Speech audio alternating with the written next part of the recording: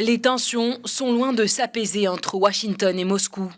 Dernier point de discorde entre les deux puissances, un incident aérien où les États-Unis accusent l'aviation russe d'avoir intercepté et percuté un drone américain Reaper au-dessus de la mer Noire. Une attaque qui a provoqué la chute de l'appareil de surveillance américain. Alors que le Kremlin dément toute accusation, le Sénat américain dénonce des actes hostiles et dangereux.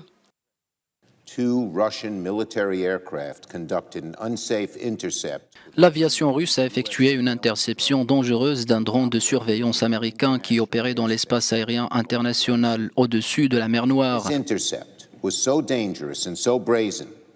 Cette interception était si dangereuse et si effrontée que l'aviation américaine a été forcée de faire écraser son drone dans les eaux internationales. Il s'agit d'un autre acte imprudent du président Poutine et de son armée. Et je souhaite le prévenir d'arrêter ce comportement avant qu'il ne soit la cause d'une escalade involontaire. Nous avons déjà vu ce comportement de la part de l'armée russe et cela ne dissuadera pas les États-Unis de mener des opérations au-dessus de la mer Noire.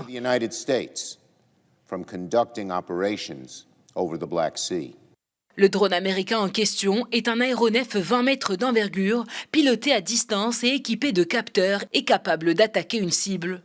Les troupes russes auraient visé l'appareil avant de le forcer à chuter en mer Noire.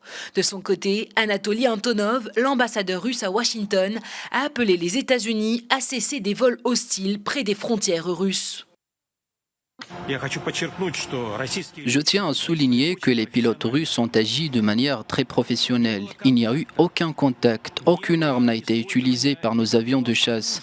Cet avion, son pilote a effectué un virage serré et est entré en collision avec la surface de l'eau.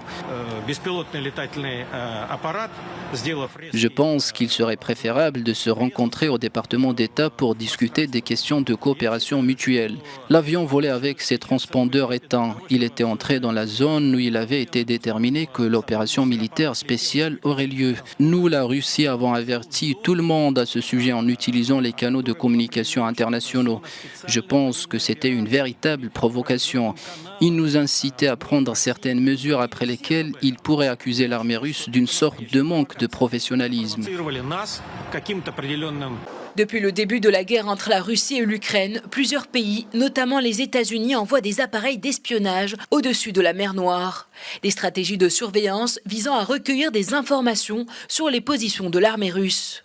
Si ces actions sont considérées comme légales, la Russie estime que de tels actes portent atteinte à sa sûreté.